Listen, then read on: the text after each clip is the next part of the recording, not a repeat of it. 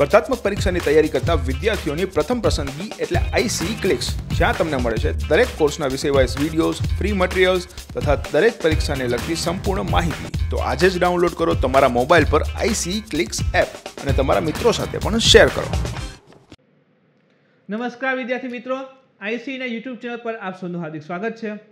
મિત્રો, ઓલરેડી આપણે ડીપીએસપી એટલે કે રાજ્ય નીતિના માર્ગદર્શક સિદ્ધાંતો ઉપરનો પહેલો ભાગ જે અભ્યાસ કરી ચૂક્યા છીએ અને મેં તમને ખાસ કીધું હતું કે જૂના પેપરમાં જો અહીંથી પ્રશ્ન લગભગ 1-2 પ્રશ્નો તો પાકા હોય જ છે.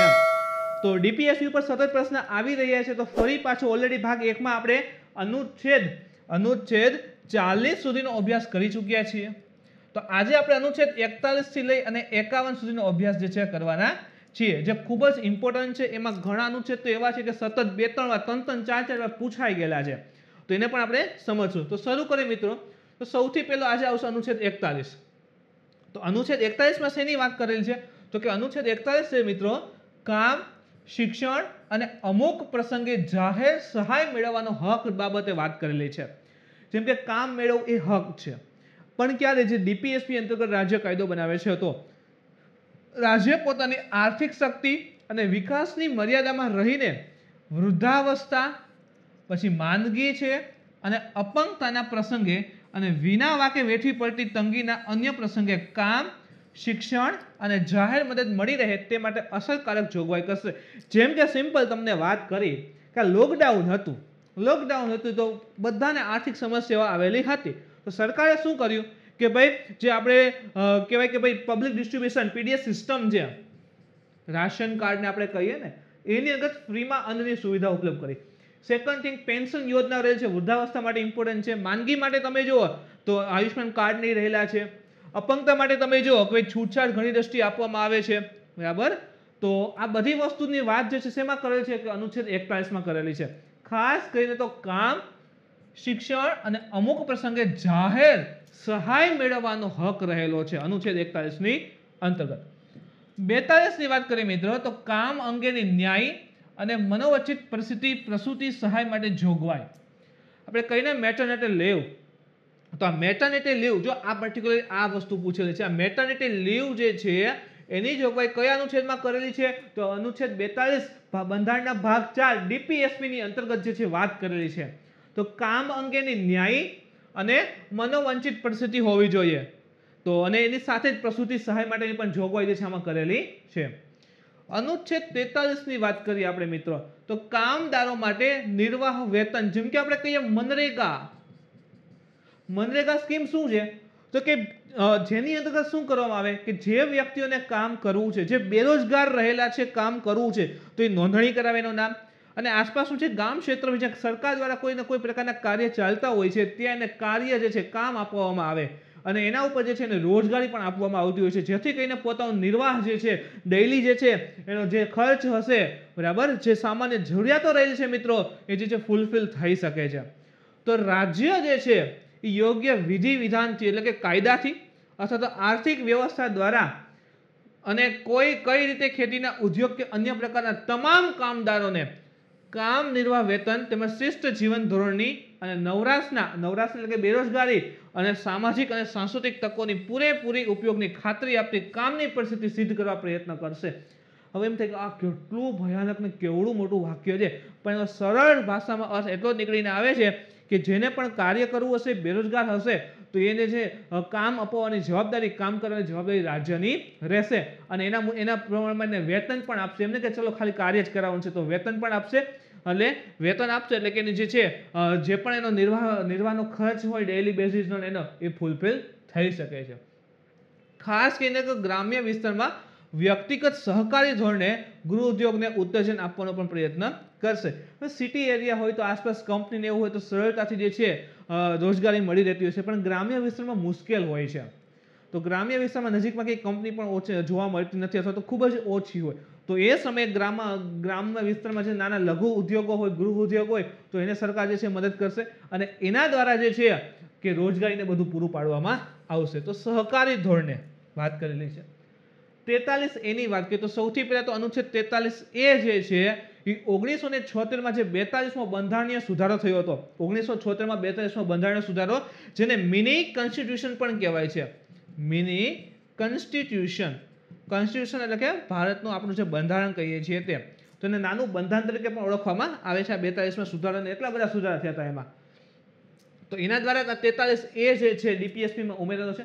અને એમાં વાત કરે છે કે ઉદ્યોગોના વહીવટમાં કામદારોની ભાગીદારી, જે પણ વહીવટ રહેલો છે એમાં કામદારોની ભાગીદારી જે છે અવશ્ય હોવી જોઈએ.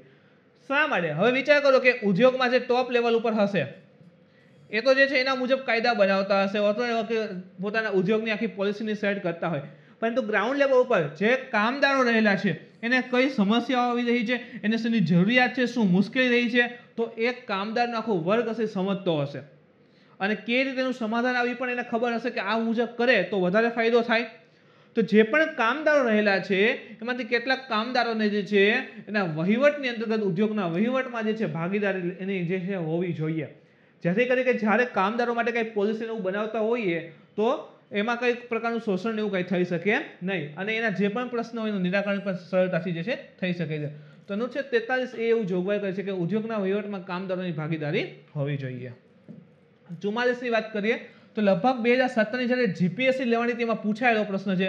ખાલી એટલું જ પૂછાણું હતું કે આ પ્રશ્ન આપણે યુનિફોર્મ સિવિલ કોડ યુસીસી એની જોગવાઈ કયા અનુચ્છેદમાં છે? અનુચ્છેદ 44માં છે. પ્રશ્ન યુનિફોર્મ સિવિલ કોડ છે શું? તો કે નાગરિકો માટે, જો ભારતના નાગરિકો માટે એક સરખો દીવાની કાયદો હોવો જોઈએ. એટલે કે ભારતનો જે સમગ્ર પ્રદેશ છે એમાં તમામ નાગરિકો માટે સરખો દીવાની કાયદો જે છે એ મુજબ જે છે સરખો દીવાની કાયદો બનાવવા માટે રાજ્ય પ્રયત્ન કરશે.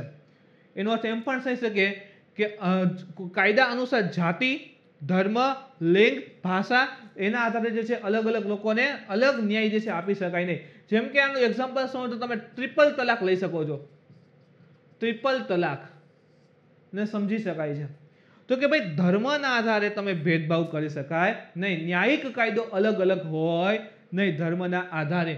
તો ખાસ એવો કેસ ચાલેલો સુપ્રીમ કોર્ટની બધી જોગવાઈને ઘણું બધું આપેલું હતું પણ અંતે જે છે પસાર થઈ છે.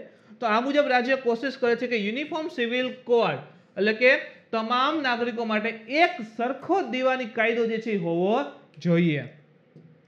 અનુચ્છેદ 45ની વાત કરીએ તો અનુચ્છેદ 45માં કહે છે કે 6 વર્ષથી, જો ખાસ યાદ રાખો ઉંમરની વાત કરેલી છે, તો કે 6 વર્ષથી ઓછી વયના બાળકો માટે શરૂઆતની જે બાલ્યાવસ્થા દરમિયાન સંભાળ અને શિક્ષણની જોગવાઈ. આપણે કહીએ ને પ્લે હાઉસમાં ABCD નેકડા બગડા કકો બાળક શીખતા હોય તો એ બધી વસ્તુની વાત કરેલી છે. તો કે શરૂઆતની બાલ્યાવસ્થા અને ખાસ કરીને 6 વર્ષથી ઓછી ઉંમર સુધી શરૂઆતની જે બાલ્યાવસ્થા હોય છે એ દરમિયાન સાર સંભાળ અને શિક્ષણની જોગવાઈ જે છે અનુચ્છેદ 45માં એની વાત કરેલી છે. તો જુઓ કાંઈક ને કંઈક સામાન્ય શિક્ષણની વાત કરેલી છે. આની સાથે હજી એક એવો અનુચ્છેદ છે, જો તમને ખબર હશે કે ભાઈ શિક્ષા નીતિ છે 2020 એમાં ઘણો બધો ફેરફાર આપણે કરેલો અને નવી ઇન્ટ્રોડ્યુસ થયેલી હતી. તો એના મુજબ જે પણ એજ્યુકેશનના આર્ટિકલ હશે બંધારણમાં ઇમ્પોર્ટન્ટ સાબિત થશે. તો જો અનુચ્છેદ 45 એમાં પૂછી લે કે કેટલા વર્ષ સુધીની વાત છે તો શું જોગવાઈ છે? તો કે 6 વર્ષ સુધીના બાળકોની જે બાલ્યાવસ્થા હોય તો એ દરમિયાન એની સંભાળ અને શિક્ષણની જોગવાઈ કરેલી છે. તો મિત્રો એવો જ એક અનુચ્છેદ છે, તમને ખબર હોય તો 21A, આપણે જે મૂળભૂત અધિકારો છે ને ભાગ 3માં એની અંતર્ગત 21A. તો એ તમારા માટે પ્રશ્ન છે કે અનુચ્છેદ 21A જે છે શેની જોગવાઈ કરવામાં આવી છે અથવા તો અનુચ્છેદ 21A શું લખેલું છે એ તમારે કોમેન્ટ કરીને જણાવવાનું છે. એ તમને હિન્ટ આપું કે 21A પણ કંઈક શિક્ષણને લઈને જ રહેલો છે. અહીં વાત છે કે 6 વર્ષ સુધીના બાળકો માટેની. અનુચ્છેદ અનુસાર રાજ્ય 6 વર્ષની ઉંમર સુધીના બાળકો માટે વિનામૂલ્ય અને અનિવાર્ય શિક્ષણની વ્યવસ્થા કરશે. કોઈ પણ પ્રકારનો ભાઈ એના પાસેથી પૈસા લેવામાં આવશે નહીં અને ફરજિયાત શિક્ષણની વ્યવસ્થા જે છે એ જે તે રાજ્ય જે છે એ કરશે. હવે વાત જોઈએ તો અનુચ્છેદ 46. તો અનુચ્છેદ 46માં શેની જોગવાઈ છે? તો કે અનુસૂચિત જાતિઓ, અનુસૂચિત આદિજાતિઓ અને બીજા નબળા વર્ગના શૈક્ષણિક તથા આર્થિક હિતોની અભિવૃદ્ધિ. જો શેની વાત કરે છે કે શૈક્ષણિક એજ્યુકેશન પ્લસ આર્થિક હિતોની અભિવૃદ્ધિ.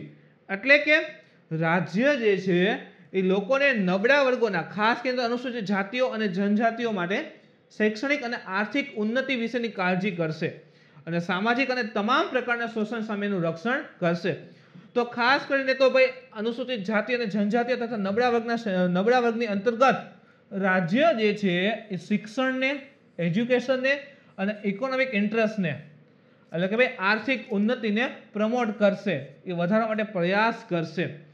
તો જુઓ ઘણી વખત જે છે સ્પેશિયલ અનુસૂચિત જાતિઓ જનજાતિઓ માટે સ્કીમ યોજનાઓ ચાલતી હોય છે એજ્યુકેશનને લઈને, જેથી કરી અને એ આખા વર્ગની અંતર્ગત એજ્યુકેશનને જે છે પ્રમોટ કરી શકાય.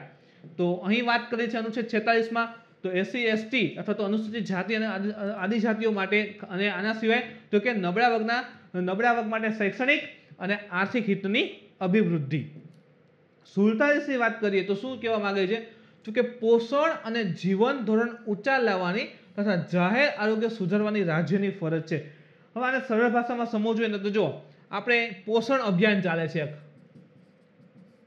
પોષણ અભિયાન ચાલે છે, આ છે મિડ ડે મિલ સ્કીમ ચાલે છે, મિડ ડે મિલ્ક, બરાબર છે, સ્કીમ નહીં ચાલે છે. તો શેના માટે છે, તો કે બાળકોમાં જે છે પોષણનું સ્તર જે છે એ નીચું જોવા મળી રહ્યું હોય છે, તો એ જે સ્તર જે છે ને વધારી શકાય, કુપોષણની સમસ્યાને દૂર કરી શકાય અને પોષણ જે છે બાળકોમાં વધારી શકાય છે. મિડ ડે મિલ સ્કીમ પોષણ અભિયાન ચાલે છે કે નાના બાળકો હોય, બરાબર છે, આના સિવાય તો કે ગર્ભવતી સ્ત્રીઓ હોય, તો એ બધા માટે એને ખાસ પોષણની જરૂર પડતી હોય છે. તો એના બોડીમાં જે છે પોષણ પૂરેપૂરું મળી રહે, કુપોષણની સમસ્યા ન સર્જાય એ માટે પોષણ અભિયાનની ચાલે છે. હવે પોષણ અભિયાન ચાલે તો જવાબદારી કોની, તો કે રાજ્યની, કે રાજ્યની અંતર્ગત પોષણ અને જીવન ધોરણ ઊંચું હોવું જોઈએ અથવા તો લઈ આવવું પડે છે. અને તથા એની સાથે જાહેર આરોગ્ય સુધારવાની પણ રાજ્યની ફરજ છે. જેમ કે આપણે જોતા હોય ને સિવિલ હોસ્પિટલની બધી, સિવિલ હોસ્પિટલ, તો કે જાહેર આરોગ્ય સુધારવાની પણ જવાબદારી છે. પોષણનું સ્તર અને જીવન ધોરણ ઊંચું લાવવાની, જાહેર આરોગ્ય સુધારવા અને રાજ્ય પોતાની પ્રાથમિક ફરજોમાં ગણશે. અને રાજ્યની પ્રાથમિક ફરજ એ છે એમ પણ જેનું હેલ્થ સિસ્ટમ, હેલ્થ વ્યવસ્થા બહુ સારી હોય તો ત્યાં જે છે જીવન ધોરણ ઊંચા તો આવશે. કારણ કે કોઈ પણ લઈ લ્યો, સમુદાય લઈ લ્યો અથવા કોઈ પણ એમ લઈ લ્યો વ્યક્તિને, એનો ઘણો ખરો ખર્ચો જે છે હેલ્થ પાછળ ઘણો ખર્ચો થતો હોય છે, એમ કહી શકીએ. એમાં તમે ખાસ કરીને કોરોનામાં જોયું હશે કે હેલ્થ પાછળ ઘણો બધો ખર્ચ થતો હોય છે. તો હવે સરકારી સુવિધાઓ ખૂબ સારી આપવામાં આવતી હોય તો ખર્ચો બચી જતો હોય છે, અથવા તો હેલ્થ આખી વ્યવસ્થા આખા રાજ્યની અંતર્ગત હેલ્થ સિસ્ટમ બહુ સારી હોય તો ઘણો બધો ખર્ચ જે છે બચી જતો હોય છે, રાજ્યનો પણ બચે અને લોકોનો પણ બચે. હવે લોકોના પૈસા બચે એટલે ઓટોમેટિક એજ્યુકેશન એમાં સારું આવશે, તો એનું જીવન ધોરણ કેવું આવે છે, ઊંચું આવે છે. હવે પૈસાની વધારે હશે તો એનું પોષણ સ્તર પણ કેવું આવે, ઊંચું આવે, કારણ કે એ યોગ્ય પોષણયુક્ત આહાર ખાવા માટે જે સક્ષમ બની જતા હોય છે. તો હેલ્થ જે છે એ ખૂબ ઇમ્પોર્ટન્ટ સેક્ટર રહેલું છે, તો એ રાજ્ય પોતાની પ્રાથમિક ફરજની અંતર્ગત ગણશે એમ. આના સિવાય હજી એક જોગવાઈ છે, થોડુંક કરંટમાં પણ હતું, રાજ્ય જે છે એ ઔષધના હેતુ સિવાય માદક પીણાનો તેમજ આરોગ્યને હાનિકારક પદાર્થોનો ઉપયોગ ઉપર પ્રતિબંધ મૂકવાનો પ્રયત્ન કરશે. જેમ કે જો 1949નો એક્ટ હતો, હમણાં તમે જોયું હતું ને કે ભાઈ ગુજરાતની હાઈકોર્ટમાં જે છે એક કાયદાને પડકારેલો હતો 1949ના, બરાબર. તો એ શેના માટે, જે પણ આ માદક દ્રવ્ય રહેલા હતા એને પીવા માટેનો જે છે આખો કાયદો રહેલો છે એને પ્રતિબંધિત કરે છે અને એને પડકારવામાં આવેલો હતો. કારણ કે 1960માં તમે જો કે ભાઈ બૃહદ મુંબઈમાંથી ગુજરાત અને એક મહારાષ્ટ્ર તરીકે રાજ્ય બને છે, તો મહારાષ્ટ્રનો એક પર્ટિક્યુલર વખતે રાજ્ય કાયદો કહેવાતો, આપણે ગુજરાતે પણ અપનાવેલો હતો, મહારાષ્ટ્ર એને હજી અપનાવ્યો નહોતો, આપણે ગુજરાતે એને હજી ચાલુ રાખ્યો છે. તો કે જેની અંદર શું કહે છે કે ઔષધીય હેતુ સિવાય દવા તરીકે ઉપયોગ કરવા હોય તો ઠીક છે, પણ આના સિવાય જે પણ માદક પીણા હોય, દ્રવ્ય હોય અને જે પણ આરોગ્યને હાનિકારક પદાર્થ હોય, એક્ઝામ્પલ તરીકે તમે દારૂને લઈ શકો છો, કારણ કે એનાથી તમે જો લીવરને એના કેન્સર થતા હોય છે, કિડની ખરાબ થાય છે, બરાબર. તો આના કારણે શું થાય, તો કે આરોગ્ય જે છે ને જોખમાય છે. તો આવા કોઈ પણ પ્રકારના દ્રવ્ય હોય અથવા તો માદક દ્રવ્ય હોય તો એના પર પ્રતિબંધ જે છે મૂકવાનો અધિકાર રાજ્યને ક્યાંથી મળે છે, તો કે ડીપીએસપી આપે છે. અનુચ્છેદ 47. અનુચ્છેદ 48 ની વાત કરીએ તો ખેતી અને પશુપાલનની વ્યવસ્થાની વાત કરેલી છે, જેમાં શું કહે છે, તો કે ખેતી અને પશુ ઉછેરની આધુનિક અને વૈજ્ઞાનિક ધોરણે વ્યવસ્થા કરવાનો રાજ્ય પ્રયત્ન કરશે. જેમ કે જો આપણે કહેતા હોય કે આધુનિક રીતે ખેતી થઈ રહી છે, તો આધુનિક રીતે ખેતી થવાનો આધાર અથવા તો એ મુજબ એને પ્રોત્સાહિત કરવાની વાત શેમાં છે, તો કે ડીપીએસપીમાં અનુચ્છેદ 48માં કહે છે હવે આધુનિક ઢબે ખેતી એટલે કે મોડર્ન ટેકનોલોજીનો યુઝ. ટપક સિંચાઈ માટે જો ઘણી સરકાર જે છે ને સબસિડી આપે છે, સરકાર સબસિડી આપે છે. આના સિવાય આધુનિક ખેતીની અંતર્ગત તમે જો સોલારનો યુઝ પણ આવી શકે છે, તેના માટે પણ સરકાર સબસિડી આપે છે. હાઇબ્રિડ બિયારણ માટે પણ ફાયદો કરે છે સરકાર. તો આધુનિક અને વૈજ્ઞાનિક ધોરણે વ્યવસ્થા કરવાની વાત જે છે એ રાજ્યની રહેલી છે, રાજ્ય અંતર્ગત આવે છે અને એ વાત કરી છે અનુચ્છેદ 48માં. આના સિવાય હજી ખાસ કરીને જોઈએ તો ગાય અને વાછરડા તેમજ અન્ય દુધાળા અને ભારવાહક પશુઓની ઓલાદોને જાળવી રાખવી, એમાં સુધારા કરવા અને કતલ પર પ્રતિબંધ મૂકવાના પગલાં પણ રાજ્ય લેશે. જેમ કે જો અહીંયા પ્રશ્ન પૂછેલા પણ છે કે અનુચ્છેદ 47માં જે છે માત્ર ગાય અને વાછરડાના કતલ ઉપર પ્રતિબંધ મૂકવામાં આવેલ છે. તો આ વાક્ય ખોટું પડી જાય, કારણ કે અહીં શબ્દ છે માત્ર ગાય અને વાછરડા, પણ જો માત્ર ગાય અને વાછરડા નથી, ગાય વાછરડા પ્લસ અન્ય દુધાળા અને ભારવાહક પશુઓ. આગળ માત્ર શબ્દ આવી ગયો એટલે ખોટું પડી જાય.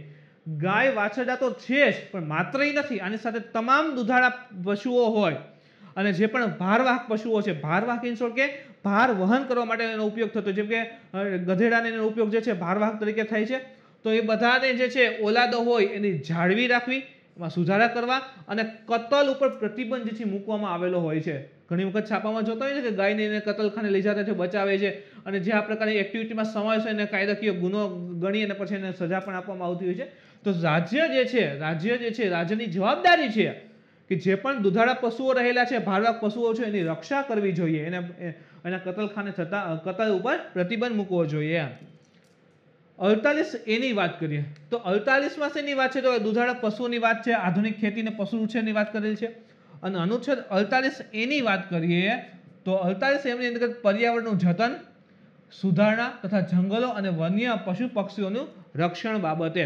જેમ કે આપણે ઘણી વખત જોતા હોઈએ છીએ, છાપામાં બહુ આવતું હોય કે દીપડો હોય જે છે બહારના વિસ્તારમાં આવે તો એને મારવા પર પ્રતિબંધ હોય, છતાં મારી ન શકાય. આના સિવાય ઘણી વખત આવતું હોય કે ભાઈ કોઈના ખેતરના સીમમાંથી દીપડો જે છે મરેલી હાલતમાં મળ્યો છે, સિંહનું મૃત્યુ થઈ ગયેલું છે, તો રેશન એના ઉપર કેસ થાય કે કેવી કોઈને માર્યું છે કે શું એમ. કારણ કે રાજ્યની જવાબદારી છે કે જંગલો અને વન્ય પશુ પક્ષીઓનું રક્ષણ કરવું.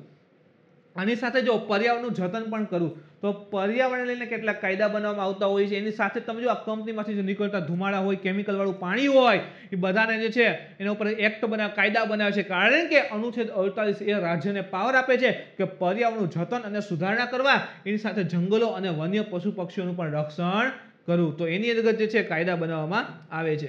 દેશના જંગલો અને વન્યજીવોનું રક્ષણ કરવાનો પ્રયત્ન રાજ્ય જે છે એ કરે છે 48A ની અંતર્ગત. હવે 49ની વાત કરીએ તો રાષ્ટ્રીય મહત્વના સ્મારકો અને સ્થળો અને વસ્તુઓનું રક્ષણ કરવું. જેમ કે ભાઈ સંસદ દ્વારા કાયદો ઘડી અને જે કોઈ સ્થળ હોય,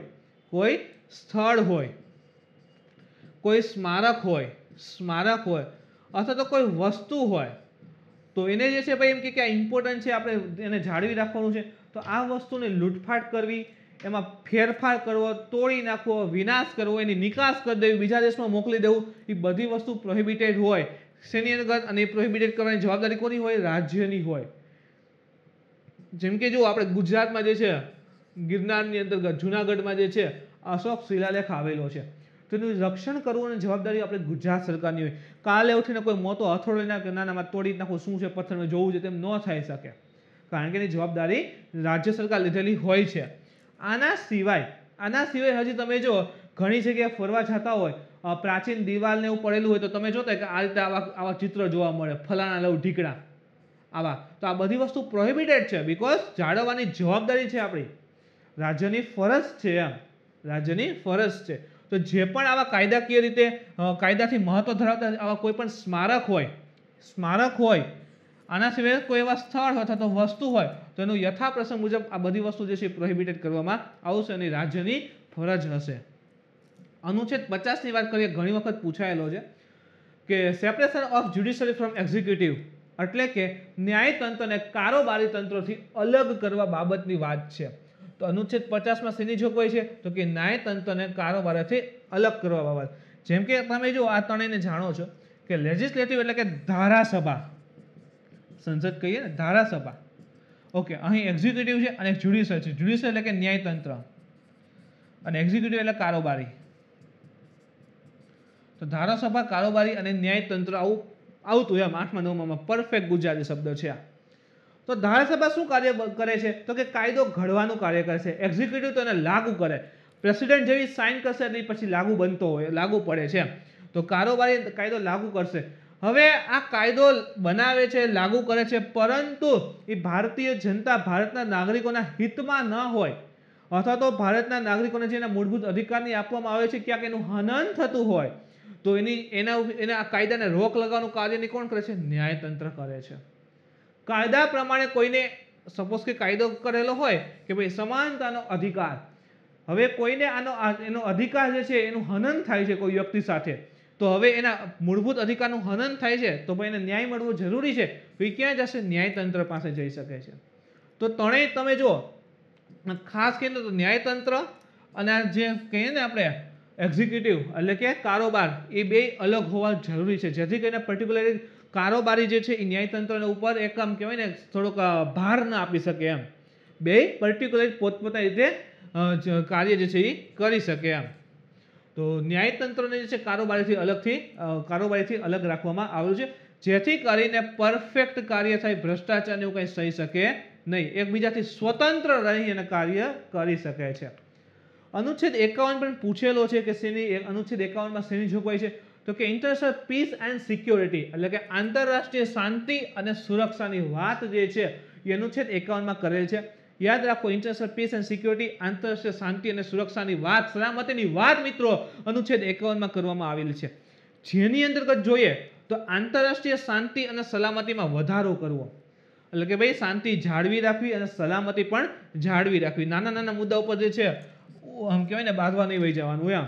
તો શાંતિ અને સલામતી જાળવી રાખવી, રાષ્ટ્રો વચ્ચે ન્યાય અને માનપૂર્વકના સંબંધો જાળવવા.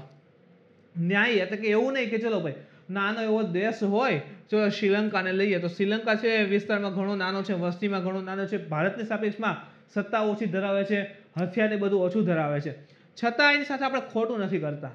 આના સિવાય નેપાળ જુઓ, નેપાળ લેન્ડલોક કન્ટ્રી છે, ચારે બાજુ જમીન છે, ભારત એક એનો ઉદ્ધાર છે, છતાં આપણે એને એવું નથી કરતા ચલો ભાઈ તમારે અમે કંઈ માની લેવાનું કાંઈ તમારું ચાલશે ને, પૂરેપૂરું માન આપીએ છીએ. ભલે ચીન સાઈડ ઘણી વખત જતું હોય છતાં આપણે એનું માન આપીએ છીએ. તો ભાઈ એને ન્યાયિક સંબંધો અને પ્લસ માનપૂર્વક સંબંધો જે જાળવી રાખે, અને ભારત જે છે ખાસ આના માટે પ્રખ્યાત રહેલું છે. સંગઠિત પ્રજાઓના અરસપરસના વ્યવહારમાં આંતરરાષ્ટ્રીય કાયદા અને સભ્યોને લગતી ફરજો પ્રત્યેનો પણ આદર વધારવો જોઈએ. તો આંતરરાષ્ટ્રીય કાયદા અને જે પણ ફરજો હોય એના પ્રત્યેનો પણ આદર જે છે એ વધારવો જોઈએ. જેમ કે કોઈ દેશનો કાયદો હોય, કોઈ દેશની ફરજ હોય તો એને પણ આપણે માન આપવું જોઈએ. એમ નહીં કે ચલો અમારા દેશનું એકનું સારું એમ. આંતરરાષ્ટ્રીય પ્રશ્નોનું નિરાકરણ કરવા માટે લવાદી ને ઉત્તેજન આપવા પ્રયત્ન કરશે. આ લવાદી એટલે શું છે કે મધ્યસ્થી. જેમ કે જો આપણે કેવું થાય, બે મિત્ર બાંધવા માંડ્યા હોય ને તો ત્રીજો એનો કોઈ મિત્ર હોય ને કોમન મિત્ર, એ બેને સોલ્વ કરાવે એમ. તો અહીં પણ એવું જ છે કે કોઈ બે દેશ વચ્ચે કોઈ નાનો મોટી મુશ્કેલી ઊભી થઈ હોય, કોઈ ઝઘડો અથવા તણાવનું કારણ હોય તો ત્રીજો દેશ જે બંને દેશો સાથે સારા સંબંધ ધરાવે છે એ કોઈ દેશ અથવા તો કોઈ સંસ્થા જે છે આ બંને દેશો વચ્ચે જે પણ પ્રશ્ન હોય એને સોલ્વ કરાવે. તો આંતરરાષ્ટ્રીય જે પણ પ્રશ્ન હોય એનું નિરાકરણ કરવા માટે પ્રયત્ન કરવા જોઈએ. તો મિત્રો આપણે જે બંધારણમાં જે કીધું હતું કે 41 થી લઈને 51 અનુચ્છેદ અહીં પૂરા છે, પરંતુ હજી તમે જુઓ કે જે ડીપીએસપી એટલે કે રાજનીતિના માર્ગદર્શક સિદ્ધાંત છે એના આદર્શોના આધારે, આદર્શો એટલે કે આમાંના કેટલાક સિદ્ધાંત જે છે સમાજવાદી હોય, સમાજ માટે સ્પેશિયલ હોય, કેટલાક છે ગાંધીવાદી હોય અને ઉદારવાદી સિદ્ધાંત હોય. જેમ કે ભાઈ તમે જો ગાંધીવાદી વિચારધારા તો કે ભાઈ રાજ્યની અંતર્ગત જે છે માદક દ્રવ્યો અથવા એનો ઉપયોગ જે છે બંધ કરવો જોઈએ. દુધાળા અથવા તો ખેતી માટે રાજ્ય પ્રયત્ન કરશે આધુનિક ઢબે ખેતી કરવા માટે. તો આ પ્રકારના સિદ્ધાંત શું કહ્યું? ગાંધીવાદી સિદ્ધાંત. એ તો સમાજના કલ્યાણ માટેના સિદ્ધાંતો, એ તો ઉદારવાદી સિદ્ધાંત રહેલા હોય. તો જે પણ અનુચ્છેદ જે આપણે જોયા 36 થી લઈ અને 51 રહેલા છે, બરાબર, 36માં તો કે રાજ્યની વ્યાખ્યા એમાં કરવામાં આવેલ છે. તો આ ત્રણેય સિદ્ધાંતોને એના આધાર ઉપર તેમના આદર્શના આધારે 3 ભાગમાં વિભાજિત કરેલા છે. તો કયા ભાગમાં કયા અનુચ્છેદ આવે છે એક એનું લિસ્ટ તમે કરી નાખજો મિત્રો. તો કે સોશિયલિસ્ટ એટલે કે સમાજવાદી પ્રિન્સિપાલ, સમાજવાદી વિચારધારા ધરાવતા, આ ગાંધીવાદી, ઉદારવાદી. તો કે 3 રહેલા છે, સમાજવાદી, ગાંધીવાદી, ઉદારવાદી. તો સમાજવાદી, ગાંધીવાદી અને ઉદારવાદી વિચારધારા. તો કે સમાજવાદીમાં કયા કયા આવશે? તો કે અનુચ્છેદ જે 38 છે તે આવશે, અનુચ્છેદ 38 આવશે, પછી 39 આવશે, 39A આવશે, 41 આવશે, 42 આવશે. તો અહીં લખી જ નાખીએ આપણે અનુચ્છેદ 38, 39, 39A, 41, 42, 43 આવશે, 43A આવશે, 47 આવશે. અને 47 તો આમાં એવો તો કે જો આધુનિક ઢબે ખેતી તો સમાજનો ઉદ્ધાર થાય એ માટે હતું. અને આના સિવાય 47માં જ હતું ને કે ભાઈ આ માદક દ્રવ્યોને પ્રતિબંધિત કરવા જોઈએ, તો આમાંય આવશે. તો ગાંધીવાદીમાં તમે જો તો કે 40 પંચાયતોનું નિર્માણ હતું ને, પંચાયત વ્યવસ્થાની. આના સિવાય 43 છે, 43B, 46 છે, 47 છે અને 48 છે પર્યાવરણનું રક્ષણ એની વાત છે. તો આટલા ગાંધીવાદી પ્રિન્સિપાલ છે, એ આટલા અનુચ્છેદ એમાં આવશે. ઉદારવાદીની વાત કરીએ મિત્રો, યુનિફોર્મ સિવિલ કોડ 44 છે, 45 છે, આના સિવાય 48 પણ રહેલું છે, 48A રહેલ છે, 49 છે, 50 છે અને 51 છે. જો 50 ઉદારવાદી સિદ્ધાંત આવશે, 51 જો ઇન્ટરનેશનલ પીસ એન્ડ સિક્યુરિટી, તો એ ઉદારવાદી વિચારધારા છે. તો આ મુજબ જે પણ અનુચ્છેદો રહેલા છે, જે વિચારધારા રહેલી છે, એના આધારે 3 ભાગમાં ડીપીએસપી આખા ડિવાઈડ છે, સમાજવાદી, ગાંધીવાદી અને ઉદારવાદી. મિત્રો ખાસ ભૂલાઈ જાય, મેં તમને કીધેલું છે કે અનુચ્છેદ 21A જે છે એ શેને સંલગ્ન છે, કોમેન્ટ કરીને તમારે જણાવવાનું છે. તો મિત્રો આ લેક્ચર અહીં પૂર્ણ થાય છે. છતાં આજના લેક્ચરમાં તમને કંઈ ડાઉટ હોય, ક્વેરી હોય તો આપ કોમેન્ટ કરી જણાવી શકો છો. મિત્રો વિડીયો ગમ્યો હોય તો લાઈક કરજો, શેર કરો, તમારા મિત્રો સુધી પહોંચાડવા કોશિશ કરો. નેક્સ્ટ ટાઈમ કંઈક ફરી મળીશું આવા જ એક ઇમ્પોર્ટન્ટ ટોપિક સાથે મિત્રો. Thank you.